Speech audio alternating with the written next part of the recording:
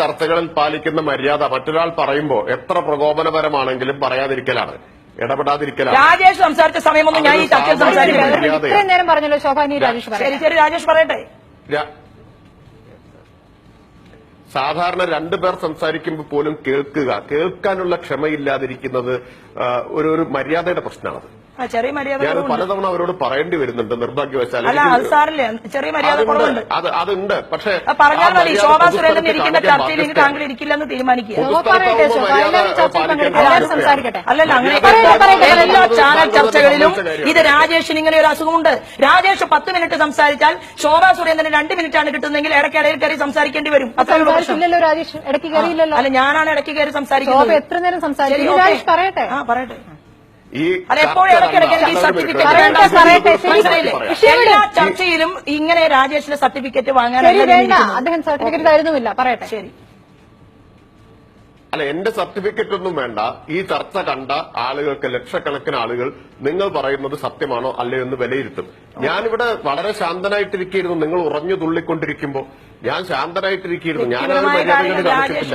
പിന്നീട് എന്നെ പേര് വിളിച്ച് ഞാൻ ഭദ്രകാളിയല്ല മിസ്റ്റർ രാജേഷ്. താങ്കളൊരു MP ആണ് എന്ന് കരുതി, മാർക്സിസ്റ്റ് പാർട്ടിയുടെ നേതാവാണ് എന്ന് കരുതി എന്ത് പറഞ്ഞാലും കുറഞ്ഞു കൊള്ളാതിരിക്കണമെന്നില്ല. താങ്കളും വാക്കുകളിൽ കുറച്ച് മിതത്വം പാലിക്കണം. ശ്രീമതി ശോഭാ സുരേന്ദ്രൻ, നമ്മള് വീട്ടിലല്ലല്ലോ സംസാരിക്കുന്നത്, ടെലിവിഷൻ താങ്കൾ എന്ത് കണ്ടിട്ടാണ് ഇപ്പൊ ഉറഞ്ഞു തുള്ളി എന്ന് പറഞ്ഞത്? രീതികൾ അനുസരിച്ചായിരിക്കുമല്ലോ. അല്ല, താങ്കൾ എന്ത് കണ്ടിട്ടാണ് ഇപ്പൊ ഉറഞ്ഞു തുള്ളി എന്ന് പറഞ്ഞത്? നിങ്ങൾ ഇവിടെ ഇത്രയും നേരം അതാ ചെയ്തുകൊണ്ടിരുന്നത്. താങ്കൾ എന്ത് കണ്ടാലും കുറഞ്ഞു കൊള്ളാത്ത ഒരാളാണ് ഞാൻ. പക്ഷെ താങ്കളിൽ നിന്ന് കുറച്ച് വ്യത്യസ്തയാണ്. എനിക്ക് കുറച്ച് കാര്യങ്ങൾ പറയുമ്പോൾ ചിലപ്പോൾ ചൂടുണ്ടാകും. താങ്കൾ എല്ലാ സമയത്തും അതുപോലെ എല്ലാവർക്കും എക്സ്പീരിയൻസ് ഉണ്ടാകില്ലല്ലോ. താങ്കളുടെ എക്സ്പീരിയൻസ് അതാണ്. പക്ഷെ ഒരു ചർച്ചയിൽ നിങ്ങളുടെ ഔദാര്യത്തിന് സംസാരിക്കാനല്ല എന്ന് മനസ്സിലായി കൊള്ളാം. ചർച്ചയിൽ വന്നിരിക്കുന്നത് നിങ്ങളുടെ ഔദാര്യത്തിൽ സംസാരിക്കാനല്ല.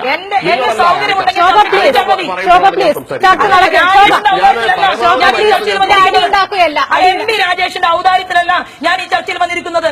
അത് രാജേഷ് ആദ്യം മനസ്സിലാക്കണം. എല്ലാ ചർച്ചയിലും രാജേഷ് പറയുന്നുണ്ട്. രാജേഷ് ഈ ചർച്ചയിൽ വേണ്ടതാണ്, ശോഭാ സുരേന്ദ്രന് വേണ്ടതാണ്. ദയവായി സംയമനം പാലിക്കുക. MP രാജേഷ് താങ്കൾക്ക് പറയാം. താങ്കൾ പറയും ശോഭാ ഇനിയും മിണ്ടരുത്, ദയവ് ചെയ്ത് ഞാൻ അപേക്ഷിക്കുകയാണ്. MP രാജേഷ് എനിക്ക് സർട്ടിഫിക്കറ്റ് തരണ്ട. ശരി, തരുന്നില്ല. ഞാൻ ഉറഞ്ഞു തുള്ളുന്നു എന്ന് അദ്ദേഹം അതല്ല പറഞ്ഞത്.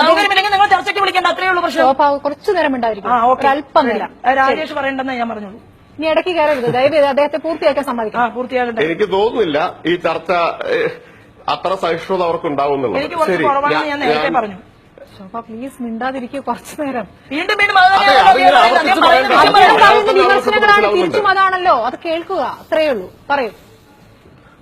ശരി, ഇനി കാര്യത്തിലേക്ക് വന്നാൽ, കാരണം സാധാരണഗതിയിൽ ഇപ്പൊ BJP കോർ കമ്മിറ്റി യോഗത്തിൽ നടന്ന എല്ലാ കാര്യവും അതിൽ പങ്കെടുത്ത ഒരാൾക്ക് വന്ന് പുറത്തു പറയാൻ കഴിയില്ല, ഏതൊരു പാർട്ടിയിലും. അപ്പൊ അത് നിർബന്ധിക്കുന്നതിൽ അർത്ഥമില്ല. പക്ഷേ പാർട്ടിയെ പ്രതിരോധിക്കുകയും വേണ്ടിവരും,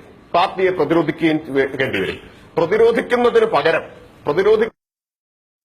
പകരം ചർച്ചയിൽ പങ്കെടുക്കുന്ന മറ്റാളുകൾക്ക് നേരെ ദേഷ്യപ്പെട്ടതുകൊണ്ടോ പ്രകോപനം കാണിച്ചതുകൊണ്ടോ ക്രോധം പ്രകടിപ്പിച്ചതുകൊണ്ടോ കാര്യമായില്ല. ഇവിടെ ഇത്രയും നേരം ബദൽ ആരോപണങ്ങൾ ഉന്നയിക്കുക ചെയ്തത്. ഈ ബദൽ ആരോപണങ്ങൾ നേരത്തെ ചർച്ച ചെയ്ത കാര്യങ്ങളുമാണ്. അപ്പോ ഈ കാര്യത്തിൽ ഒന്നും പറയാനില്ലാത്തത് കൊണ്ടാണ് പണ്ട് എത്രയോ തവണ ചർച്ച ചെയ്ത കാര്യങ്ങൾ, ഉന്നയിച്ച ആരോപണങ്ങൾ ഒക്കെ ഇപ്പൊ പറയുന്നത്. ഓരോന്നിനും അതിന്റെ സമയമുണ്ടല്ലോ. ഇവിടെ ഇപ്പൊ ചർച്ച ചെയ്യുന്നത് BJPയുടെ അഴിമതിയെക്കുറിച്ചാണ്. ഈ അഴിമതിയിൽ അവസാനം ഉണ്ടായതെന്താ? RS വിനോദ് എന്ന ഒരാൾക്കെതിരായിട്ട് മാത്രം നടപടിയെടുത്തു. ആ RS വിനോദിന്റെ പേര് പറയുന്ന അതേ റിപ്പോർട്ടിൽ തന്നെ മറ്റൊട്ടേറെ പേരുടെ പേര് പറഞ്ഞിട്ടുണ്ട്. അവർക്കെതിരായിട്ടൊന്നും നടപടിയില്ല. ഇനി ഈ RS വിനോദിന്റെ തന്നെ ചരിത്രം എന്താണ്? മുമ്പൊരിക്കൽ പുറത്താക്കപ്പെട്ട് പിന്നീട് തിരിച്ചു വന്ന് പ്രമോഷൻ കിട്ടിയ ആളാണ് സഹകരണ സെല്ലിന്റെ കൺവീനറായിട്ട്. മുമ്പൊരിക്കൽ പുറത്താക്കപ്പെട്ട ആളാണെന്നുള്ളത് അദ്ദേഹം തന്നെ ഒരു ചർച്ചയിൽ സമ്മതിച്ചതാണ്. പുറത്താക്കപ്പെട്ടു, ഞാൻ തിരിച്ചു വന്നു എന്നാണ്. അപ്പൊ ഒരിക്കൽ പുറത്താക്കിയാൽ വീണ്ടും പുറത്താക്കിയതിനും അദ്ദേഹത്തിന് പരാതി. 1989 അപ്പോ കയ്യോടെ പിടിച്ചാൽ, സ്മൃതി, ഇത്രയേ ഉള്ളൂ. കയ്യോടെ പിടിക്കുന്നതുവരെ ഒരാൾക്കെതിരെയും നടപടിയില്ല. അത് നിർബാധം തുടരാം. പിടിച്ചാൽ തൽക്കാലം മുഖരക്ഷിക്കാൻ പുറത്താക്കും. പിന്നെ അത് തണുത്താൽ വീണ്ടും എടുക്കും. വീണ്ടും എടുത്താൽ ഇതേ പണി ചെയ്യാം. അതല്ലേ RS വിനോദിന്റെ മാത്രം അനുഭവം ഇതല്ലേ കാണിക്കുന്നത്? നേരത്തെ പുറത്താക്കിയ ഒരാൾ പിന്നീട് സഹകരണ സെൽ കൺവീനറായിട്ട് കൂടുതൽ ഊക്കോടെ തിരിച്ചു വരുന്നു, കൂടുതൽ വലിയ കോഴ വാങ്ങുന്നു. എന്നിട്ട് അന്വേഷിച്ച് കണ്ടെത്തിയപ്പോ 46 ദിവസം മിണ്ടാതിരിക്കുന്നു. 47ാമത്തെ ദിവസം ബിജെപിക്കാർ തന്നെ റിപ്പോർട്ട് ചോർത്തിക്കൊടുക്കുന്നു. ഇത് ഒത്തുതീർപ്പാക്കാൻ, അട്ടിമറിക്കാൻ നീക്കം നടക്കുന്നു എന്ന് മനസ്സിലാക്കിയ ബിജെപിക്കാർ തന്നെയാണ്, അല്ലാതെ നമുക്ക് എവിടുന്ന് കിട്ടാനാണ്. ബിജെപിക്കാർ തന്നെ ചോർത്തിക്കൊടുക്കുന്നു. ചോർത്തിക്കൊടുത്ത് ഇക്കാര്യം നാട്ടിൽ മുഴുവൻ പാട്ടായ സമയത്ത് 2 ദിവസം കഴിഞ്ഞ് കൂലങ്കഷമായി ആലോചിച്ച് ഈ വിനോദിനെ തൽക്കാലം പുറത്താക്കുന്നു. വിനോദിനെ ഇപ്പൊ പുറത്താക്കിയതിൽ ആക്ഷേപമില്ല, കാരണം ഇതിനു മുമ്പും പുറത്താക്കിയിട്ട് തിരിച്ചു വന്ന് ഇതെല്ലാം നടത്താൻ സൗകര്യമുണ്ടായിട്ടുണ്ട്. ഇനിയും അതിനുള്ള സൗകര്യം ഉണ്ടാവും എന്ന് നല്ല ഉറപ്പ് വിനോദിനുണ്ട്. ആ വിനോദിന്റെ പേര് പറഞ്ഞ ആ കമ്മീഷൻ റിപ്പോർട്ടിൽ തന്നെ പേര് പറഞ്ഞ ആളുകളാണ്: 1 രാകേഷ് ശിവരാമൻ, 2 കണ്ണദാസ് ഒരു MP-യുടെ PA ആണ്, പിന്നെ BJPയുടെ സംസ്ഥാന ജനറൽ സെക്രട്ടറിയുടെ പേര് ഞാൻ പറയുന്നതല്ല കേട്ടോ, ഈ റിപ്പോർട്ടിലുള്ളതാണ് ഒരു ജനറൽ സെക്രട്ടറിയുടെ പേര്. അതുപോലെ മറ്റൊരു സതീഷ് നായർ. അവർക്കെതിരെ നടപടിയില്ല, അന്വേഷണമില്ല, ആരും വാങ്ങിയിട്ടില്ല, ആരും കേട്ടിട്ടില്ല, ആരും കണ്ടിട്ടില്ല. ശുഭപര്യവസായിയായിട്ട് ഈ അഴിമതി അന്വേഷണത്തിന് ഇന്ന് വിരാമമിട്ടിരിക്കുന്നു. എന്നിട്ടോ 3.5 മണിക്കൂർ യോഗം നടന്നു എന്ന് യോഗത്തിൽ പങ്കെടുത്ത ആള് തന്നെ പറയുന്നു. 3.5 മണിക്കൂറും പങ്കെടുത്ത പ്രസിഡന്റിന് അതിനുശേഷം ഒരു 10 മിനിറ്റ് മാധ്യമങ്ങളെ അഭിമുഖീകരിക്കാൻ കഴിയാത്ത തരത്തിൽ അസുഖമുണ്ടായി. ഞാൻ തർക്കിക്കുന്നില്ല, അസുഖമില്ല എന്ന് പറയാൻ ഞാൻ അദ്ദേഹത്തെ പരിശോധിച്ചിട്ടില്ല. പക്ഷേ 3.5 മണിക്കൂർ ഇല്ലാത്ത അസുഖം മാധ്യമപ്രവർത്തകരെ കാണുമ്പോൾ മൂർച്ഛിക്കുന്നു എന്ന് പറയുന്ന ആളുകൾ, ജനങ്ങൾ വിലയിരുത്തട്ടെ. അദ്ദേഹത്തിന് മാധ്യമപ്രവർത്തകരെ കാണാൻ കഴിയാതെ പോയത് എന്തുകൊണ്ടാണ് എന്നുള്ളത്, അതിന് ആത്മവിശ്വാസമില്ലാത്തത് കൊണ്ടാണോ എന്നത് ആളുകൾ വിലയിരുത്തട്ടെ. അത് ഓരോരുത്തർക്കും വിലയിരുത്താനുള്ള സ്വാതന്ത്ര്യമുണ്ട്. കാരണം അദ്ദേഹം യോഗത്തിലെ പങ്കെടുത്തിട്ടില്ലെങ്കിൽ നമുക്ക് മനസ്സിലാക്കാം. ഈ ഇത്രയും മണിക്കൂർ നീണ്ട യോഗത്തിലെല്ലാം അദ്ദേഹം പങ്കെടുത്തിട്ടുണ്ട്. പിന്നെ അതിനകത്ത് എന്ത് നടന്നു എന്നതിനെ കുറിച്ച് ഞാൻ പറയാൻ ആളല്ല, കാരണം അത് ഞാനത് കേൾക്കാത്തതുകൊണ്ടും പങ്കെടുക്കാത്തതുകൊണ്ടും. പക്ഷേ അവസാനം പുറത്തു പറഞ്ഞതിൽ തന്നെ അകത്ത് നടന്നതെന്ത് എന്നൂഹിക്കാം. പുറത്തു പറഞ്ഞതെന്താ, ഇനി ഇക്കാര്യത്തെക്കുറിച്ച് മറ്റ് നടപടികളില്ല, ഇതെങ്ങനെ ചോർന്നു എന്ന് അന്വേഷിക്കും എന്നാണ്. അപ്പൊ പ്രശ്നം അഴിമതി പുറത്തറിഞ്ഞതാ. അതാ ഞാൻ പറഞ്ഞത്, പുറത്തറിഞ്ഞില്ലെങ്കിൽ ഈ വിനോദിന് പോലും ഒരു കോട്ടവും സംഭവിക്കില്ലായിരുന്നു. പുറത്തറിഞ്ഞതിനെ കുറിച്ചാണ് അന്വേഷണം നടത്തുന്നത് എന്ന് പറഞ്ഞാൽ അഴിമതിയല്ല പ്രശ്നം, അത് പുറത്തു പറയുന്നതാണ് പ്രശ്നം എന്നല്ലേ. ഞാനൊരു കാര്യം നേരത്തെ ഇവിടെ ചൂണ്ടിക്കാണിച്ചു. പാലക്കാട്ട് അഴിമതി BJPയിലെ തന്നെ ഒരു വിഭാഗം കൌൺസിലർമാർ ഉന്നയിച്ചതാണ്. മുനിസിപ്പൽ ഭരണത്തിലെ അഴിമതി കേരളത്തിൽ BJP ഭരിക്കുന്ന ഏക മുനിസിപ്പാലിറ്റിയാണ്. അവിടെ അധികാരത്തിൽ വന്നിട്ട് പകുതി കാലം പിന്നിട്ടിട്ടില്ല. അതിരൂക്ഷമായ അഴിമതി ആരോപണങ്ങളാണ് പരസ്യമായിട്ട് ഉന്നയിച്ചു. BJP നേതാക്കൾ കൌൺസിലർമാർ ഒരു വിഭാഗം ഉന്നയിച്ചു. അതെ, അന്വേഷിക്കാൻ വേണ്ടി ശ്രീധരൻപിള്ള വന്നു. അദ്ദേഹം അത് മുക്കിപ്പോയി. അദ്ദേഹത്തെയാണ് ഇന്ന് ഈ ക്രൈം പ്രതിരോധിക്കാൻ വേണ്ടി നിയോഗിച്ചിട്ടുള്ളത്. അഖിലേന്ത്യാ എക്സിക്യൂട്ടീവ് യോഗത്തിന്റെ പണപ്പിരിവിനെ സംബന്ധിച്ച് ആക്ഷേപമുള്ളതായിട്ട് മാധ്യമങ്ങളിൽ നമ്മൾ കാണുന്നു.